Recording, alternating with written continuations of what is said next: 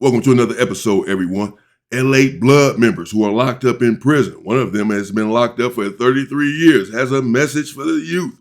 Listen up, they're expressing and explaining gang politics, prison politics as it relates to the culture. A message for everyone. Nice to meet you. Omar Jones. My name is Lanny. Nice to meet you, my man. So I guess first and foremost, man, like introduce Oh, we yourselves. was just trying not to get in y'all way. We didn't want to disturb y'all, so. Well, I've been incarcerated since I was 21 for a crime I didn't commit. I've been down 25 years now, and I'm hopefully that God shed light on my story. That's not my volume. That's their volume. That's low like that. I had to turn it up on my computer myself in order to hear it. So just turn your stuff up. It's not me. Just for the record. You know what I'm saying? The innocent. You know, I know we get a bad look in prison as, everybody think that we doing wrong, but sometimes you do got innocent people up in here, and I'm one you're talking to right now. I come from LA, you know what I'm saying? I have transcended and changed myself into a better individual, and I'm just hoping that, eventually, the system can be where they shine light on people that somewhat like me who have educated myself, reformed myself. We don't have a lot of programs, but so I took it upon myself to educate myself. And I want to try to be, I'm an advocate to stop the violence and things of that nature. So I just want to get back to the youth. Question for you. With two questions. One, what do you think were the circumstances that you came up in that led you down a certain path to begin with? And in your mind, what do you think any possible solutions? You know what I'm saying? Like, because a lot of people are talking about the issues and the problems, but not many people have ideas on solutions. How do we get these young brothers when they're young to not even go down that path? So that's my question for you. Like, what led you down the path to begin with, and what do you think can change? Well, I believe my environment, and I had got shot up when I was 13, real vicious. I had lost some homies, so, and I didn't have a mother and a father, and I think. Well, I had a mom, but she was incarcerated. Mm-hmm. But anyway, and we get a bad stereotype as far as the gangs. You know what I'm saying? It was the same people that was in that gang that was helping me, taking me to school and doing what I'm doing. Now to get to what you saying, the solution, I think they need to have individuals somewhat that I have influenced. You know what I'm saying? And I think that influence, I can record that and like basically help the youth where everybody, you don't have to be peer pressured to do what you're doing. You see what I'm saying? Where I can be an advocate of like, you ain't got to do that, man. We got the YMCAs, we got different type of things, and I'm gonna have your back. Whatever I got to do, even if I got to sacrifice, I'm willing to do that because, it's genocide. You feel what I'm saying? And I ain't, I have learned my lesson. So that's what I want to give back to the youth. If I got to sacrifice myself, which I done, that's what I'm willing to do. Yes, that's nice. What part of LA you from? I'm from 109th and Figueroa, South Central. Yep.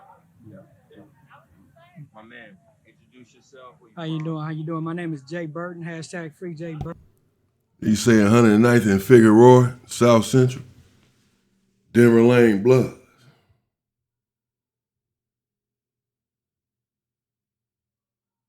Domo, GN, Trevor. It's a big movement going on out there. I've been incarcerated for the past 33 years. Y'all know I look young. Man, I've been 33. Thank you. I've been incarcerated since I was 16. I'm from Watts, California. I grew up as a blood. And I want people to know, especially the youth, I'm a motivational speaker and I'm also an author. My book is called Shattered Mirror. You can go check that out on Amazon. But in the meantime, it's based on the question that you was extended. Like he was saying, a lot of times we have a lot of influence in these prisons. And a lot of guys that get out of prison, where they mess up at, they forget to use the influence that they had in here and take it to the street, not for the bad, but for the good. Because people got to understand one thing about in prison. I've been in prison, like I say, since I was 16. I'm going to be 50 in the next month. One thing that I've learned that we as Bloods and Crips in these prisons, y'all, we don't need gangbang against each other. So if we don't gangbang against each other in these prison yards, why is it that we continue to let that stuff go on in the streets? Since he been locked up, didn't want to let that go over our heads. Locked up since he was 16 years old. Now he's going on 50 years old. As he said, 33 years, going on 34 years of incarceration.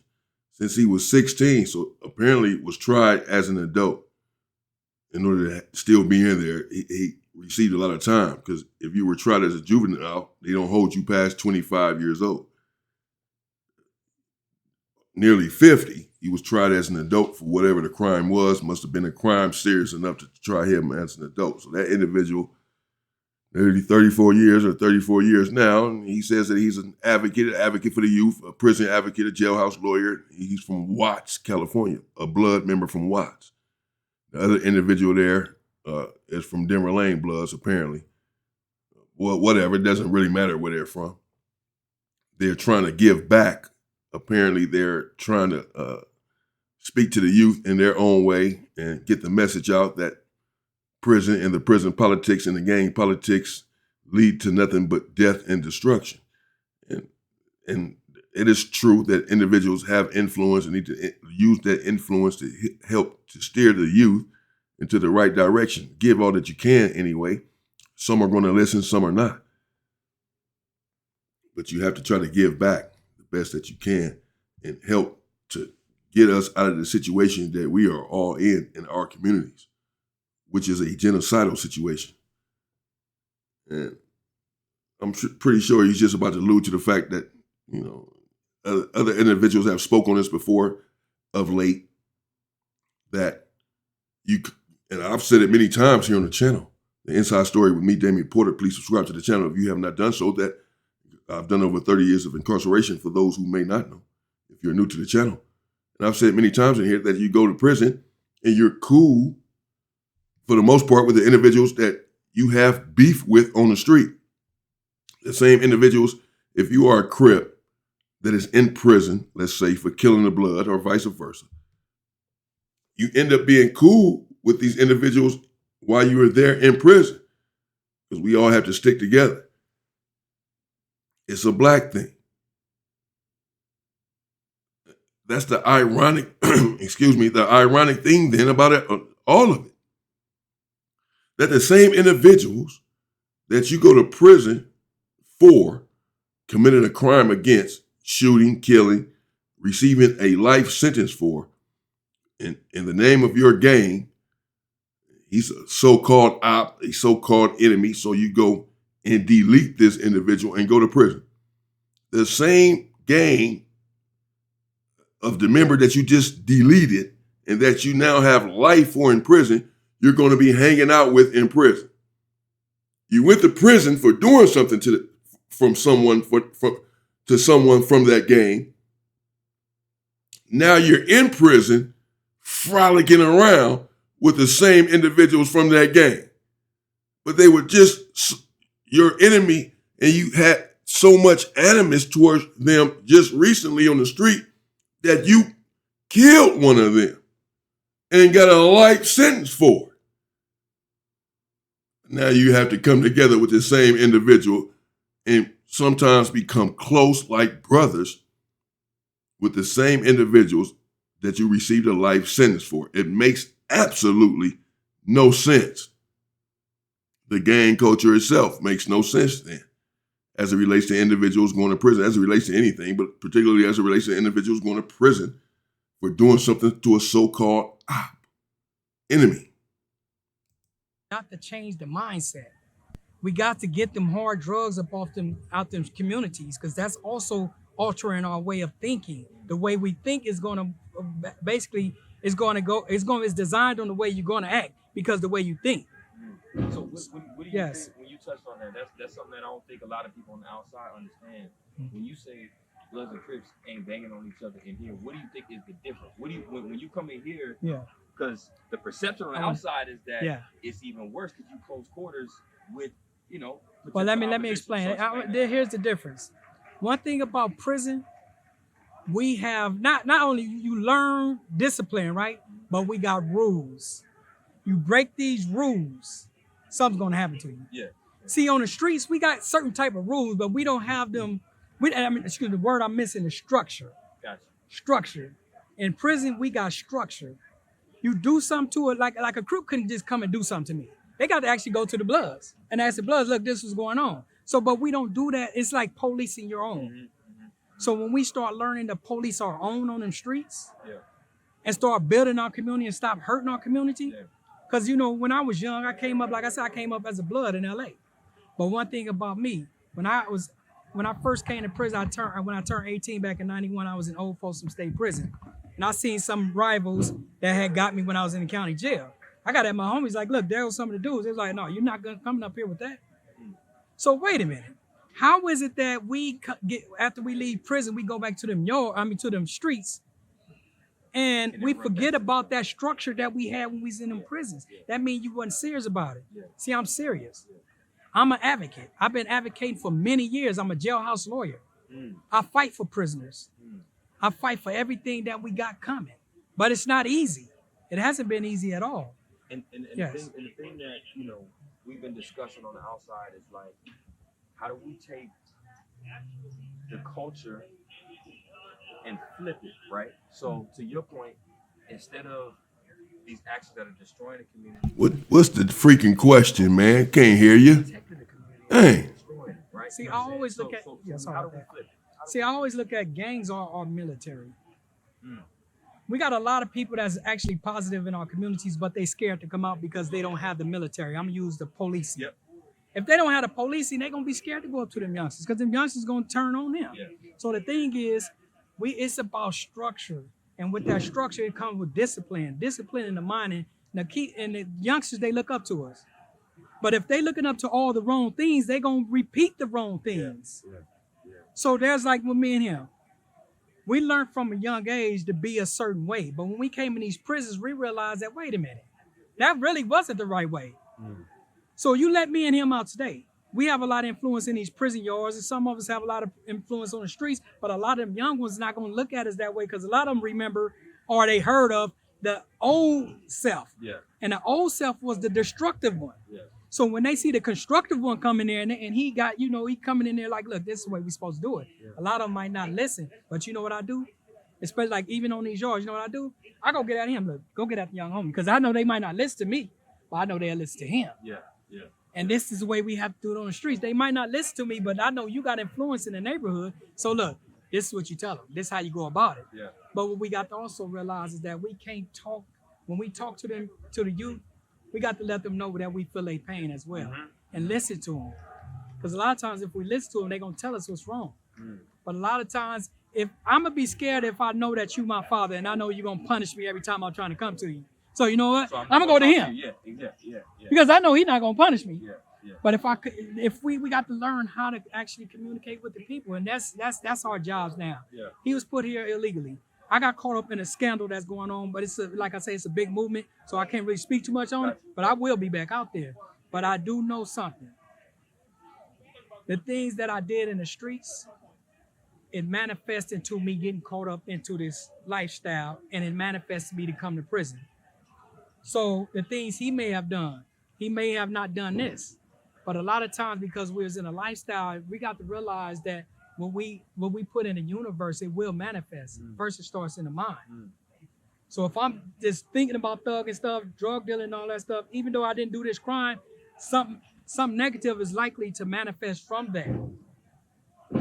Because that's all our thoughts and everything we put into the universe. So it comes back that way. Yeah. Your thoughts become That's why exactly. So that's why I talk to people. I say, look, all right, you may not did it, but the thing is, we still got to correct our way of thinking so we can walk a different walk. And when people see us now, they might not remember the person that I left the streets, but if they see how you walk, and they eventually start, you know what? I like what he's doing. Yeah. I like what he's doing. Yeah. That's how we're going to be able to save our youth. We're going to have to get out there and be like real with them. But we also got to provide opportunity. Yes. So that they feel a sense of hope. Yes. Because once you lose the hope, then it's There's like nothing this else. whatever. You know what I'm saying? Everything whatever. Yeah. It's like a gangster rap. Yeah. You lost hope, so you just kill up everything when it's not. I mean, we got it wrong. We got to save our youth, because if we don't save our youth, I remember when I. Yes, that's true. We have to save our youth because they are out here running amok. Many of them, not all, running wild. In fact, it's a small portion. When in the greater scheme of things, it is a very small portion. When you consider that we are roughly 13% of the population. Nevertheless, it is enough to have an impact, and they only want to disseminate the negative images with the media apparatus. magnifying the problem and making it appear as if this is every black person who acts a certain way. This is not the case. Nevertheless, many of the youth do need to be reached. However, I just want people to follow through with this once they come home, once you get out of the situation that you're in, because all of us, I was one of them, become very knowledgeable and reflective there in prison. When the gates close and the doors close, and the privacy of our own hearts, we all of a sudden have these revelations where we went wrong and what is wrong with the gang culture and what should change and how we can change it. But many times individuals do not follow through. I do know individuals who have gotten out of prison and stayed strong and left the culture alone, and they stood fast in that and have not reversed course, have not went back to the street or to the culture, and have been home for many years. And many of them are trying to help. I also know of individuals who get out and do the same thing, no matter how long they've been in prison, who talk like this, who it sounds good, and then they get out, and I was one of them for many years, and the recidivism rate is high because they just return back to prison when things get tough out here in society. We need individuals who are going to stand on what they're saying and talking about and doing while they're in prison, and stand on it once you get out.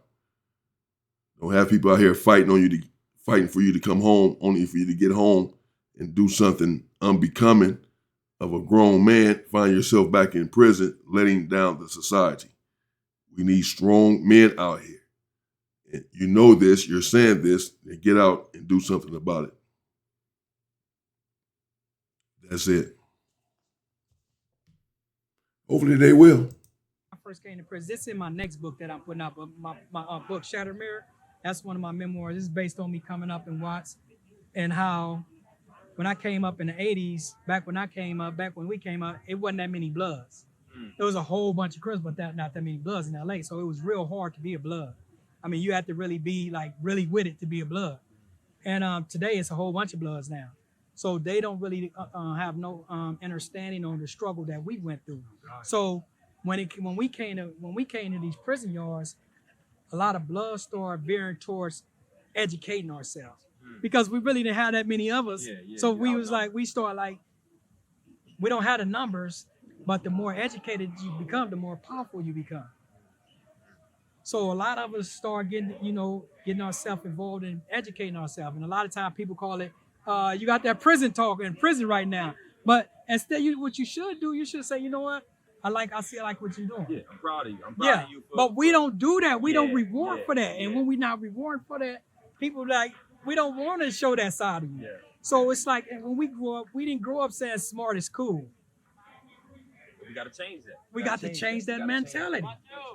Because the overarching opposition that has oppressed our people for so long, that's what they wanted. Yes. They wanted us to think that being smart wasn't cool. Yeah, exactly. Because now you stay trapped in a place of ignorance. Yeah. And you don't even know what's better for yourself. You know what I'm saying? So, man, I'm so glad that y'all are speaking on this, that y'all saying. And guess what that ignorance do?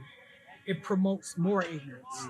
It promotes more ignorance and more ignorance and more ignorance. And that ignorance get the next generation get a hold of that ignorance. And they perpetuate the ignorance that we've been perpetuating, but they put it on steroids. They make it even worse. So we got to start finding ways to save our communities. A lot of times, when we in here, like say me and him, we building with the young homies. I'm talking about not just homies like Bloods. I'm talking about with other Crips, Bay Areas, or whatever. We building each other. Yeah. But you know what the system gonna do? The system gonna say, oh, y'all doing gang stuff, so we're gonna put y'all in the hole. Yeah. They did it to me. I did 9 years in the SHU. A SHU is a security housing unit. I did 9 years because not for disciplinary reasons. It's because the stronger you get up here, the more of a threat you become. Because now you organize. Yeah, but the thing is, we're doing it for the right reasons now, though. Yeah. We're not doing it for the wrong reasons. They want us to be ignorant. Yes, because that ignorance, you stay ignorant, you stay stagnant. And guess what that do? We keep controlling you. Yeah. It's about control. Can I get one more shout out? Yeah, I for got, sure. Of course. Oh yeah, I I want just to want to give a let shout you, out to I want to shout out to my wife. She got the We the Future clothing, but my name is Moster, so it's the Moster Made, and the Moster stand for mind over everything, strong through anything. You know, since I've been through that, many Americans don't experience. You know what I'm saying? And so that's my clothing line, and you can go to We the Future and get some of that gear. You know, shout out to the bros out there holding it down. Let me say one Whoa. more thing. You know, shout out to all my people, everybody that's been hashtagging that Free J Burton. Y'all know how we do it. Y'all go check out my book, Shattered Mirrors, on Amazon. You can also check out other things that we got going on. People that's riding with me, the Rich Mindset TV on YouTube. It's a lot of things that we got going on. But you know, I'm also the founder of Black Lives Matter Prison Chapter. So salute to Black Lives Matter. Y'all been taking care of me, doing everything that we supposed to do. And everybody has been following me doing what we do. Let's continue to build, because that's what I'm here for, to continue to build. I am the voice. Thank you. Whoa. All right, voice. Let's see. Let's see what you do with it. With much success, knowledge, and power comes much responsibility. So if you're going to coin yourself the voice, then be that and be willing and ready to stand on it with your life. We need people willing to die for us at this point in order to help get the community back in order. That's it. There you have it. 2 LA Blood members who have had a strong message for everyone about the culture, and apparently they are doing work. He's the leader and founder of the Black Lives Matter chapter there in prison.